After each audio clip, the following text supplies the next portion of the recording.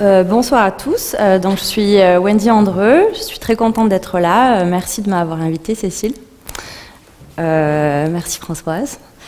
Donc, je vais donner une présentation rapide de mon travail. Donc, c'est assez, ça va être assez simple. Je vais parler des pièces que je fais.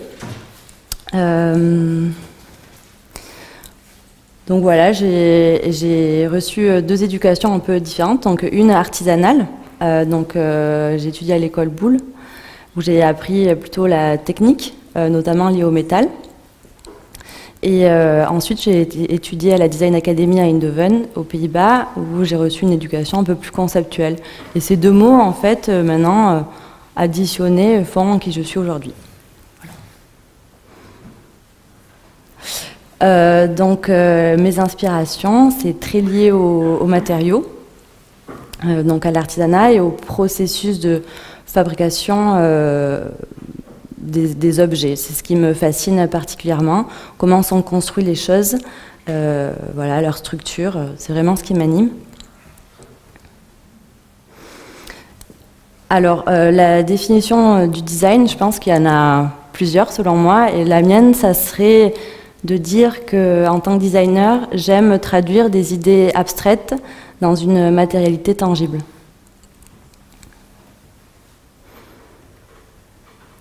Et j'articule ma pratique sous deux aspects. Donc j'ai une pratique plutôt prospective, donc de recherche, qui est vraiment très personnelle. Donc j'essaye de chercher des nouvelles choses à découvrir. Et après, j'ai un travail de commission, donc de commande, où je travaille pour des clients. Et ces deux pratiques, pour moi, sont assez complémentaires, puisque la pratique prospective alimente intellectuellement ou esthétiquement ce que je peux faire pour des clients. Et le travail commissionné permet d'alimenter financièrement, en fait, le travail prospectif. Donc voilà, après, je travaille pour plusieurs types de clients ou de partenaires. Donc ça peut être des institutions, des galeries, des musées, des marques, des architectes ou plus rarement des clients privés. Mais pas mal d'architectes en fait. Voilà. Donc ça, c'est mon atelier à Paris. Donc dans un premier temps, je vais vous parler de regen, donc ça veut dire pluie en hollandais. Et c'était un peu c'était mon projet d'étude qui est devenu mon projet de diplôme et qui maintenant fait partie de ma pratique, donc plutôt prospective. Voilà. Donc pour vous en parler, je vais vous montrer une vidéo qui est sur mon dossier.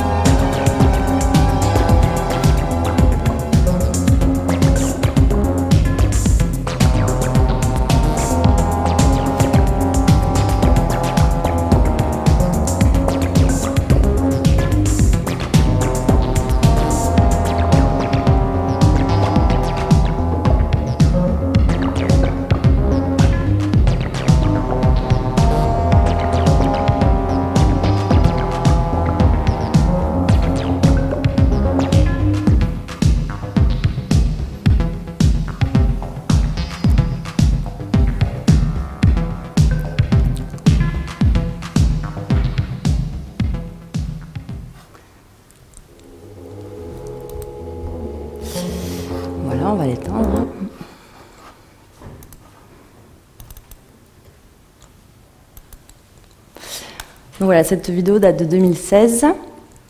Et en fait, c'est un procédé donc, textile que j'ai développé pendant mes études.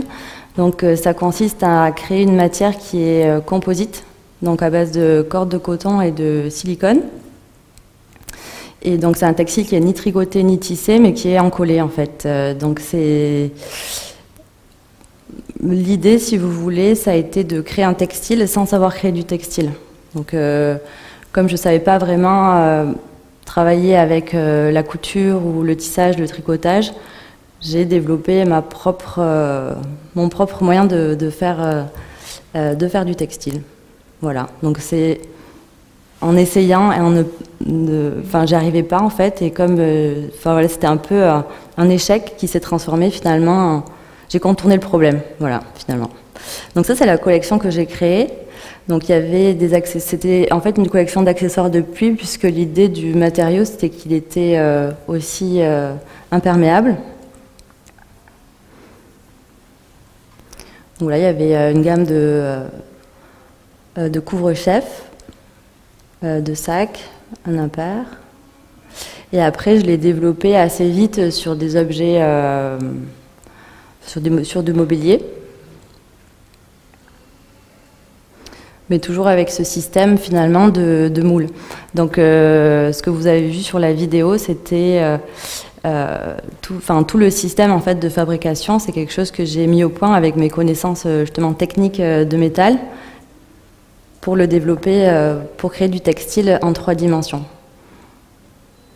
Voilà, qui ne génère pas de chute dans sa production. Donc voilà, après je le développe en fait.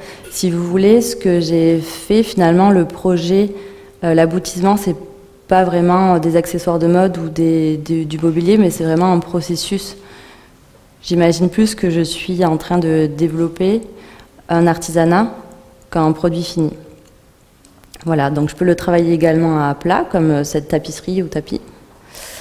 Celui-ci, il est un peu différent, puisque on m'avait demandé de créer du textile à partir de plastique. Donc j'ai changé de médium et j'ai travaillé avec des rebuts justement d'une usine qui s'appelle la Société Scholtès de Fabrication, qui fabrique des lacets. Et j'ai travaillé cette matière donc sur des petites sections, puisque les couleurs, en fait, je les maîtrisais pas trop parce que c'était vraiment que des rebuts. Et ça m'a permis de créer cette composition. Donc voilà, avec l'idée de donner une nouvelle valeur à des matériaux qui n'en ont plus. Voilà, ça c'était pendant la fabrication. Ça, c'est une pièce un peu similaire, sauf que c'est des rebuts d'une autre usine que j'ai utilisée. C'est des rebuts d'une usine qui fait du textile basque, dans le sud-ouest de la France. Et c'est des rebuts d'ourdissoir. Pour ceux qui connaissent, c'est la machine qui vient avant le métier à tisser, où on trie les cordes, où on trie les fils, pardon. Et finalement, en visitant l'usine, je me rendais pas compte, mais il y a énormément de chutes. Donc j'ai des kilos et des kilos de fibres comme ça colorées que je viens transformer dans des compositions pour créer des tapisseries. Donc voilà, c'est un peu finalement un travail de peinture aussi où on travaille les couleurs et les compositions. Ensuite, après par rapport au travail en volume, j'avais développé les outils en métal, et là j'ai travaillé avec de nouveaux moulages, de nouveaux moules. En fait, c'est un peu ma passion, les moules. Donc ça, c'est des moules j'ai utilisé des moules en bois pour créer ces pièces-là, que j'appelle la série Dragon, parce que ça ressemble un peu à des carapaces de dragons, je trouve, avec des excroissances. Voilà, donc là vous avez un zoom. Et ça, c'est pendant le processus. Donc c'est des formes assez géométriques finalement, autour duquel est déposée la corde de manière assez baroque. Ça, c'est encore un autre modèle. Et donc c'est des pièces qui sont créées vraiment aussi en une seule fois, il n'y a pas de couture ni de patronage. Ça, c'est des échantillons, donc je peux le proposer aussi à plat. Et j'avais créé une sorte de gamme textile que je peux proposer aussi à des décorateurs, des architectes.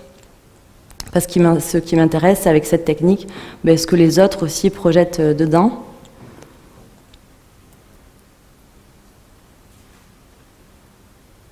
Voilà, donc ça c'est pour mon travail textile. Et ensuite la partie 2, donc c'est mes autres travaux. Donc ça c'est les Ellen's Tools, donc là c'est des travaux plus de commande on va dire. C'était pour une galerie qui est située à Paris, c'est une galerie de photos qui s'appelle Roger Violet. Et c'est un peu l'ancêtre de Getty Images, donc c'est vraiment des banques d'archives photographiques historiques. Et l'architecte là m'a commissionné pour travailler sur une gamme de tabourets qui allait être vraiment utilisée dans la galerie. Et j'ai été inspirée notamment pour l'aspect par les bandes de révélation photographiques et les photographies noir et blanc. Voilà, donc ça c'est dans l'espace. Ça c'est un projet que j'ai fait avec une industrie où ils m'ont demandé de travailler avec leurs rebuts. Donc c'est des rebuts de lisière de tissage, c'est pour la marque Sunbrella. Eux, ils sont spécialisés dans le tissage de fil acrylique et donc spécialisés pour donc c'est du textile vraiment pour aller à l'extérieur. Et ensuite, ces lisières sont réduites en fibres, donc ça peut donner ce matériau, ou alors couper en plus petits bouts et ça donne ce matériau-là. Et là, j'ai imaginé en fait de le retransformer et d'utiliser ses capacités. Donc là, mon idée, c'était vraiment de créer. En général, quand on fait une résine, c'est bien d'avoir des fibres à l'intérieur pour renforcer. Et donc là, je me suis dit, ben, au lieu d'utiliser mon textile de rebut va me servir de fibres pour renforcer, mais aussi pour colorer. Donc là, vous voyez, c'est un échantillon que j'ai fait. Donc c'est un mélange de résine acrylique qui s'apparente un peu à du plâtre, et avec ces rebuts. Et donc vous voyez des différentes couleurs selon aussi les chutes. C'est assez intéressant, j'aime bien travailler avec des chutes parce que finalement, les couleurs et la contrainte, voilà, en fait, en général, en tant que designer, on fait beaucoup de choix, et là, on ne choisit pas vraiment ce qu'on a, et ça crée des choses aléatoires qui sont assez intéressantes. Donc voilà, j'ai créé encore des moules pour mettre en place ces échantillons qui se veulent semi-abstraits. Voilà, c'était pour ouvrir un peu les possibilités.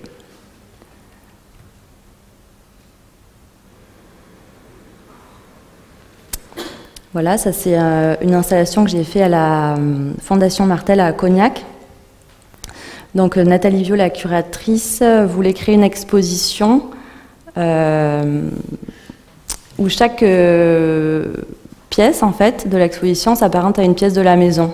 Et ces pièces sont faites dans des cuves de cognac géantes, donc c'est de l'inox. Et moi j'ai travaillé sur le dance floor de la maison.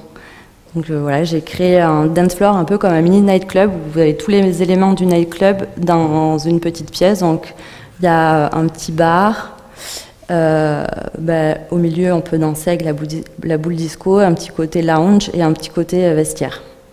Voilà, donc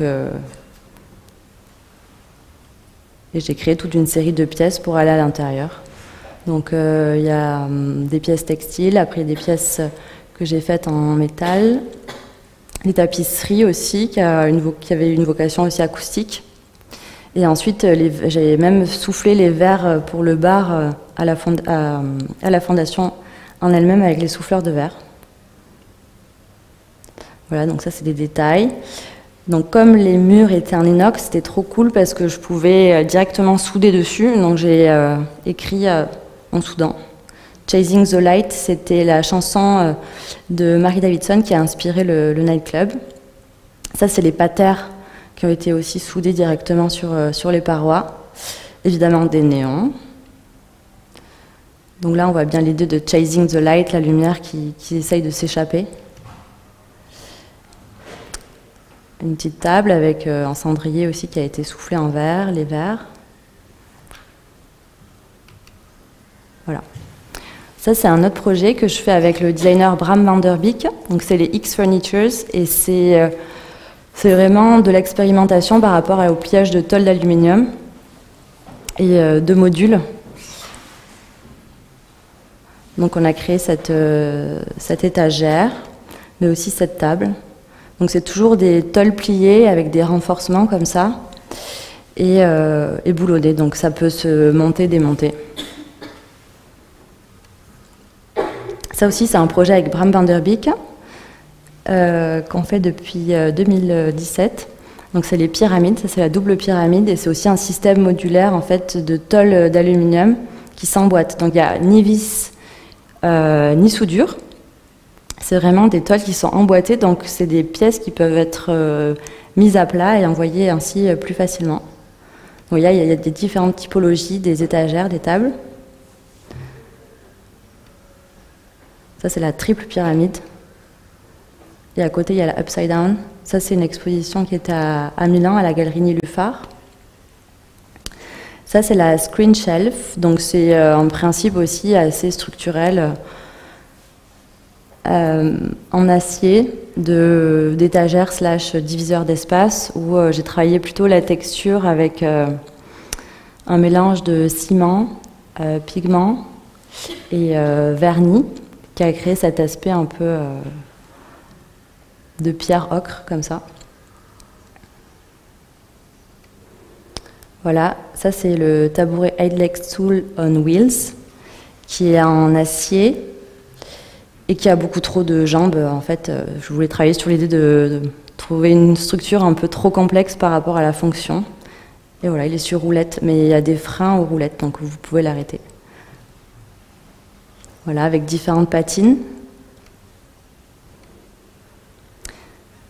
Ça, c'est un miroir que j'ai fait comme les jeux de miroirs dans les fêtes foraines, en fait. J'ai voulu recréer un peu un miroir qui floutait un peu l'environnement dans lequel on le mettait. Voilà. C'est un peu l'idée de cette pièce-là. Et ça, c'est des tabourets d'extérieur, en fait, qui sont créés en briques, parce que j'ai vécu longtemps aux Pays-Bas. Du coup, la brique, c'était assez inspirant à l'époque. Et l'idée de cette pièce, en fait, c'est que deux briques verticales, l'une au-dessus de l'autre, ça crée vraiment la hauteur parfaite d'assise. Donc j'ai créé une série de tabourets avec ce principe. Donc c'est juste des briques enfoncées dans un moule plein de ciment. Et ça crée un système de connexion comme ça. Voilà, après j'ai travaillé sur différentes compositions et couleurs. Voilà. Et la dernière partie, c'était pour un peu lier tout ça à la notion de subjectivité, qui est le thème du workshop que je donne cette semaine. Et voilà, donc ce que j'essaye de faire avec les étudiants, c'est vraiment essayer de les faire réfléchir sur eux, leur propre subjectivité par rapport à leur pratique, et essayer de les guider et de leur permettre de trouver leur propre identité. Voilà. Merci.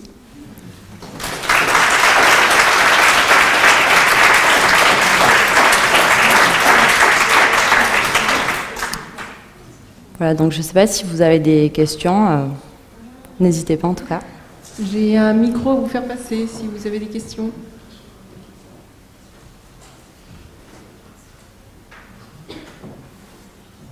Ah, en ligne. Oui, bonjour. Vous avez parlé d'une pièce autour de tabouret,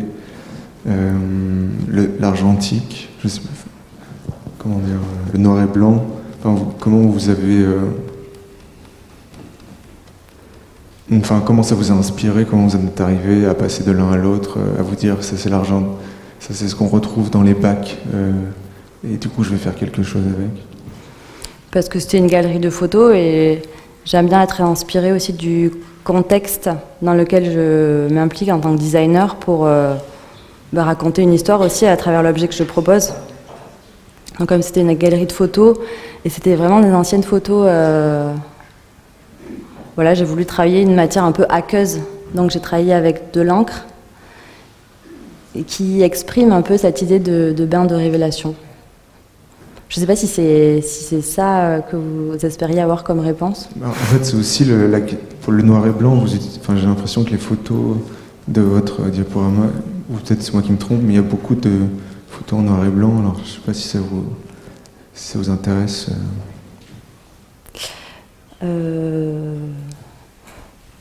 Ouais, j'aime bien le noir et blanc, mais j'aime bien les couleurs aussi. Mais c'est assez difficile de maîtriser les couleurs. Donc s'il n'y en a pas, c'est plus facile. Mais après, bon, si, là, ça, c'est des couleurs et que j'ai pas choisies. Donc ça m'arrange aussi un peu finalement. C'est une bonne question. Ça, c'est dans le néon. En fait, ça, j'ai pas choisi qu'il soit bleu, le néon. C'est vraiment la couleur de l'argon qui rend la lumière bleue. Si vous mettez du néon comme gaz, ça fait de la lumière rouge.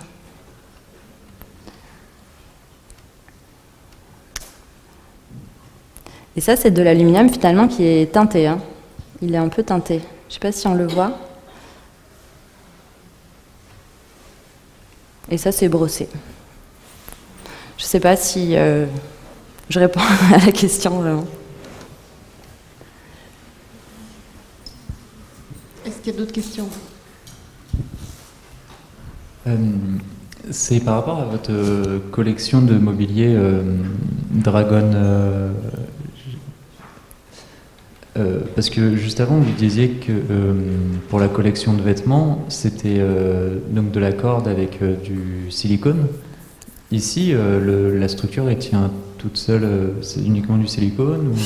Non, en fait, tous les objets textiles, ils sont en 3 dimensions, mais ils sont creux. Donc là, en l'occurrence, je travaille avec une tapissier qui fait une garniture. Donc elle travaille des matériaux de tapisserie du style mousse, plume, billes de polystyrène pour créer un confort d'assise adapté. Okay. Donc c'est plein, voilà. Merci. Mais c'est pas le moule qui est à l'intérieur. Le moule ensuite il est sorti et il peut être réutilisé pour faire une autre pièce. Et au moment du montage, avec ces formes-là que ça fait au niveau de la ficelle, comment tu fais pour que ça tienne sur le support en métal? J'ai du mal à visualiser pour ces objets-là. Dans cette technique-là? Ouais. Et en fait, le moule, il est collant. Ok. Voilà, je sais pas si vous avez d'autres questions. Moi, j'avais une question. Ah oui. Tu as parlé d'économie de matière, de la possibilité de fabriquer la juste quantité avec ton système de patronage. Là. Tu récupères des chutes. Donc, on sent que c'est quelque chose qui est important pour toi. Est-ce que c'est facile d'utiliser justement des matières qui ne sont pas forcément... qui s'inscrivent... Enfin, comment tu fais cohabiter ces préoccupations-là avec la production d'autres objets en matière, tu vois, qui sont moins recyclables, qui sont... Je ne sais pas si j'ai bien compris la question, mais en tout cas, les enjeux de l'utilisation de chutes, c'est qu'on ne maîtrise pas ce qu'on a. Et donc, en conséquence, on produit souvent des objets uniques. Et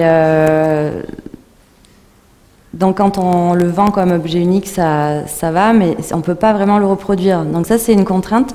Donc c'est bien d'avoir, je pense, les deux, d'avoir des objets qui ont la possibilité d'être reproductibles et maîtrisables aussi en termes de couleurs, etc. Parce que sinon, on s'éloigne un peu trop aussi de la réalité économique. Et enfin, voilà, il faut quand même arriver à avoir une stabilité économique. Mais après... on peut avoir aussi ces pièces uniques là qui sont issues des chutes. Je ne sais pas si c'est ça la question. Non, mais ça me va très bien justement. Mais c'est cohabitation entre les deux et je pense que la réponse du modèle économique est pas inintéressante parce que c'est une réalité aussi. Donc c'est pas mal. Donc on peut maîtriser, si vous voulez, la chute, mais c'est assez limité quand même. On ne peut pas vraiment... Ah oui, je voudrais ça en jaune. Ouais, mais j'ai plus de jaune, je suis désolée. Bon, ben voilà, il n'y a plus de jaune, c'est comme ça. On ne va pas créer de la chute pour avoir du jaune exprès pour faire plaisir à ce client. C'est trop dommage. Sinon, on se ment un peu aussi.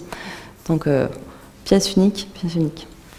Voilà. Mais c'est cool aussi, je trouve, de faire des pièces uniques avec des matériaux finalement qui n'ont aucune valeur. Et donc, on passe d'un statut de choses qu'on met à la poubelle à un statut un peu plus d'œuvre d'art ou...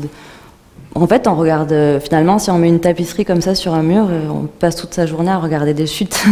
d'usine. C'est quand même trop marrant. Est-ce qu'il y aurait d'autres questions pour terminer? Je crois qu'on va s'arrêter là. Merci beaucoup, Wendy. Ben, merci à vous.